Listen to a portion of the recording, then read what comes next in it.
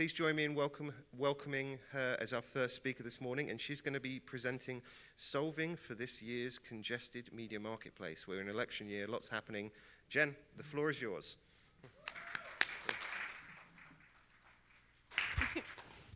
Thank you.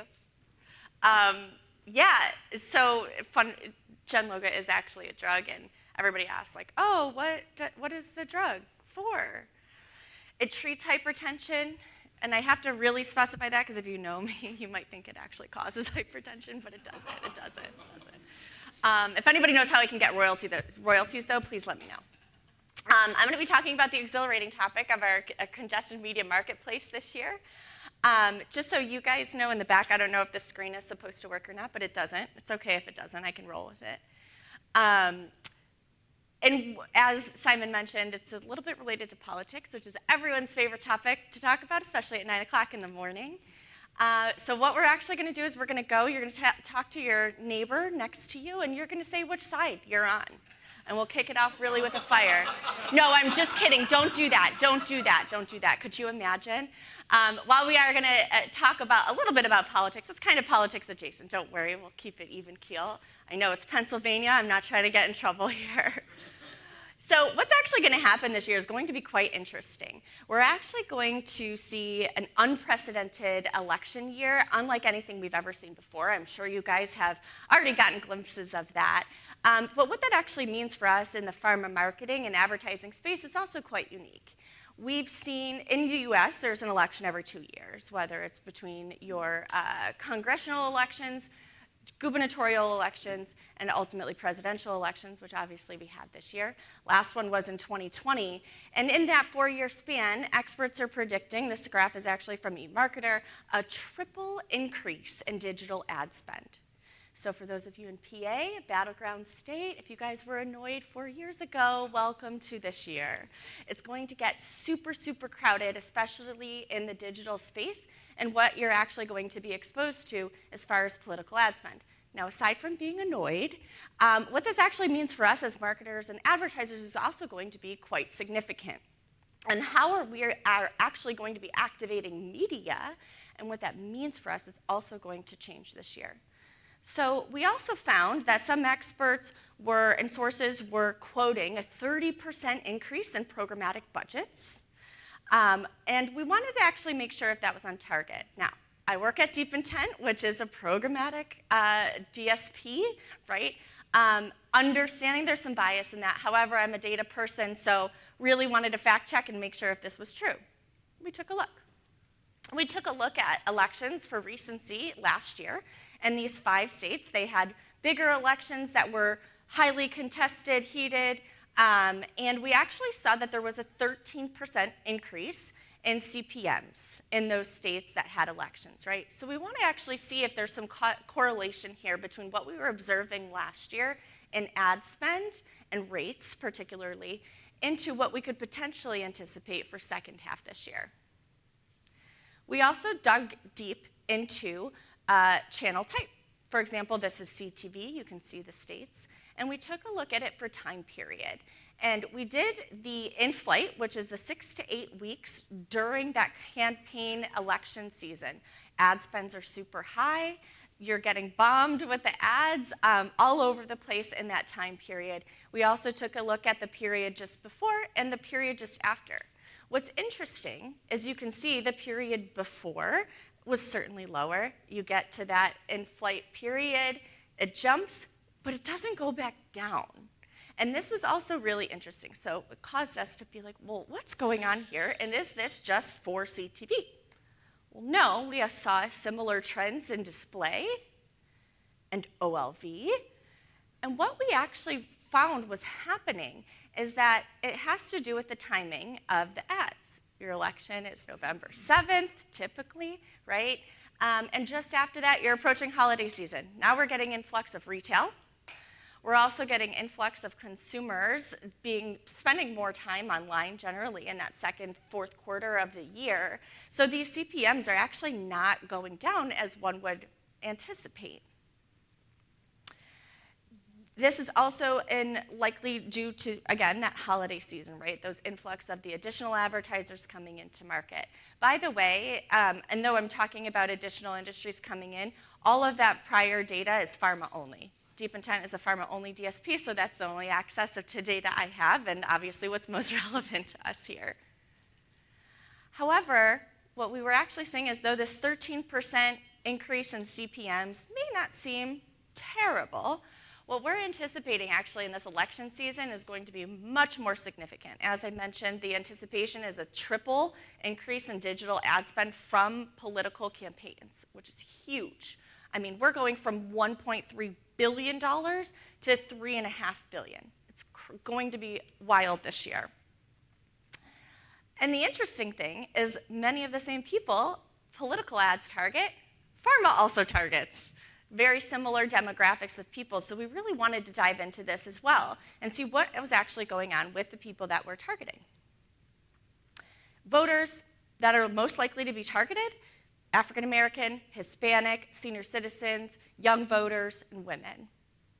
Also, proportionately targeted for pharma as well. These are the patients that we want to reach, and or physicians as well, that we want to reach with the messaging that can actually help save their lives. We also know that these battleground states are going to be the most heavily targeted as well. So we have Arizona, Georgia, Florida, Michigan, Ohio, PA, and Wisconsin. A huge influx of the dollars gets spent in these states, and subsequently, the targeting within these states is also going to be disproportionately impacted. These targets are the same as our pharma targets. We also dug into these particular demos and actually seeing how media spend within the political realm is actually going to be impacted here. African Americans are disproportionately impacted by sickle cell anemia, with 8 to 10% of them carrying the trait. 35% of them are located in these battleground states. Hispanics and the Latinx, specifically those in the Latinx community, are disproportionately impacted by type 2 diabetes. Nearly a third of them are in battleground states. Women disproportionately impacted by breast cancer, 44% are just in those battleground states alone. Seniors disproportionately impacted by RA, 41%. Young people are disproportionately impacted by HIV, and nearly a third of them are located in those battleground states too. What is this actually going to mean for us in the health and media space? CPMs are going to be higher. Win rates are going to be lower. Inventory is going to be really hard to get. I'm not here to scare you. I'm here to help you prepare. When is this going to become an issue? Thankfully, we have a calendar.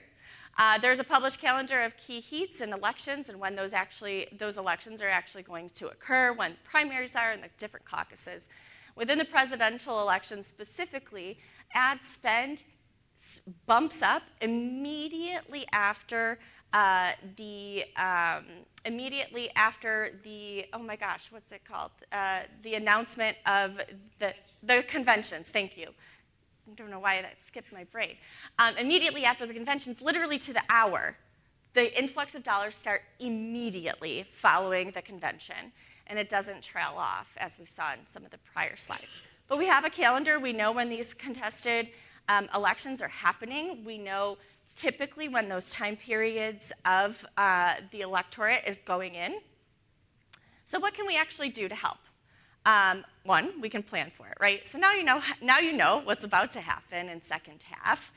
You can know the calendar as well and target appropriately. Maybe you think about not targeting on specific days or specific time periods or an effort to avoid that overlap. Think about adjusting your strategy.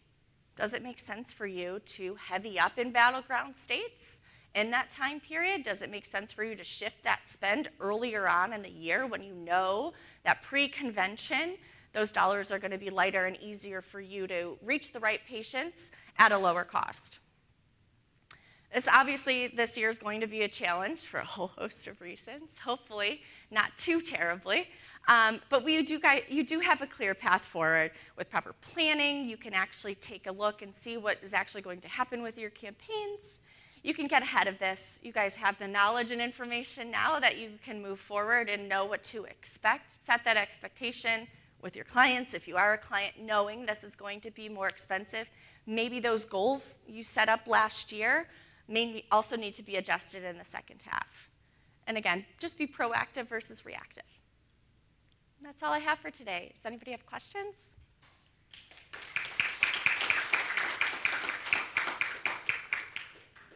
Thank you, Jen. Obviously, I know we're kicking things off bright and early this morning, but does anybody want to kind of comment in this? I know obviously we're heading into an interesting situation later on this year with politically, but anybody want to shine any light on this and have any comments? Yes.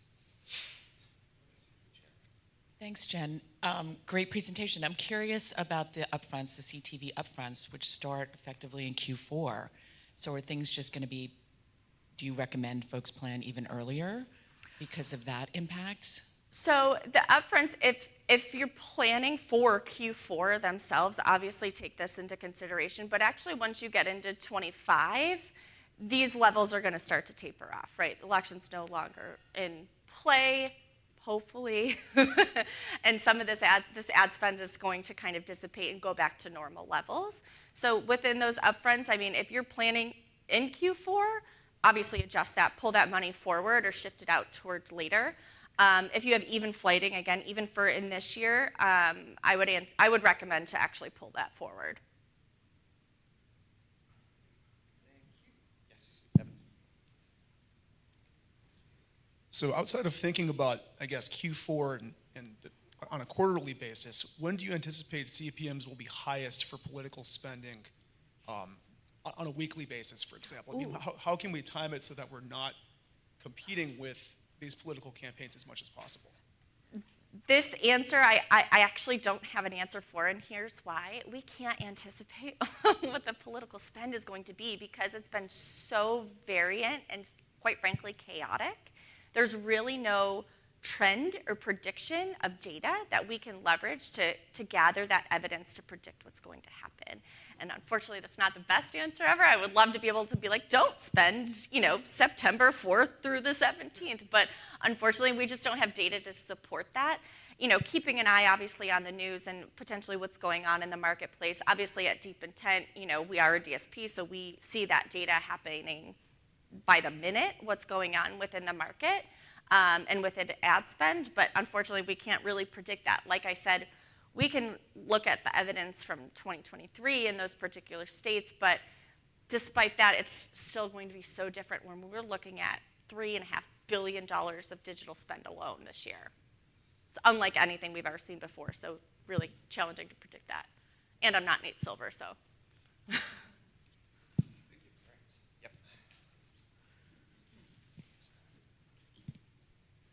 So I did see data for, I think it was display, online video, and CTV. Would one strategy be alternate channels outside of those three, for example, to maybe economize on budgets or reach a more uncluttered market? Great question. The other thing, too, to think about is if you're running, so for example, we actually saw the taper effect being a little bit less impactful on the video channels. So displays actually had a larger variance in between that pre, during, post period. So that's something to think about. In video, you can see it doesn't actually have those huge jumps, right? So that could be a potential lever of maximizing your dollars.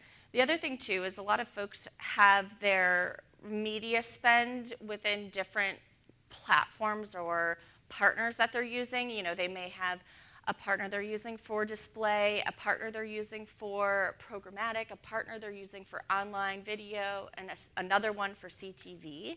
It's really difficult for you to manage the frequency when you have this disparate ad run across multiple different people. You can't actually get that overlap of people and know that I'm reaching you 20,000 times, right? If I'm reaching you 20 times, is that effective? Is that actually impacting your behavior? Is it helping you, go to the doctor, go on script? It's difficult to manage that when you have multiple partners. So we actually have been seeing a bigger trend in consolidation of partner sets within the channel set too. Yeah. Do you know if political campaigns are taking advantage of other channels like digital out of home and those types of? Good question. I actually don't know. We didn't look into that in particular. There is obviously a huge influx in social spending, particularly within TikTok and things like that. Influencer marketing, those are also really big as well. We didn't look into digital out of home in particular, but we certainly could. Great. Marcella. Oh man, I really did get you guys all riled up this morning. Yeah, it's the political discussion. The I passion. know. Who knew politics at 9 a.m.? Great presentation. So can you speak a little bit about how measurement can help make those decisions of when to pull back or out from a programmatic perspective specifically? Yeah, absolutely. So I'll speak to it actually from the lens of DeepIntent and knowing that's the measurement piece is my area of specialty. So when we take a look at the actual measurement and impact of your media run, right, your cost to reach people, your CPMs, that's really one small kind of media run factor. What ultimately we care about, I would hope, is making sure we're reaching the right diagnosed patient and also if we're impacting their behavior. So the team I work on and help lead at DeepIntent manages our platform, which is called DeepIntent Outcomes, where we're able to actually track through that media all the way through to patient outcomes, into RX lift and things like that. So we do that daily. We're actually able to map that through daily, which is pretty exciting. So we can actually help monitor and mitigate against a lot of these fluctuations and the chaos that we're likely going to see in the second half of the year. That's why that measurement is so critical, because if you're just looking at pure cost CPMs or click-through rate, that's going to be a really small fraction of the impact that your campaign could be having overall. It's important to kind of look at those bottom funnel business metrics and conversion points as well. Wonderful. Chad. Morning, thanks. Good morning. So if you do shift dollars to earlier in the year, are there things that people could do to build out profiles then to say, if we're going to spend more, to make sure that we're only hitting then, high intent, or what are those, aside from just moving the dollars around, what else could you be doing in the next 4 months to make sure that your spends are better off in the last 4 months of the year? Yeah, excellent question. I don't even know this gentleman. I didn't see it, I swear.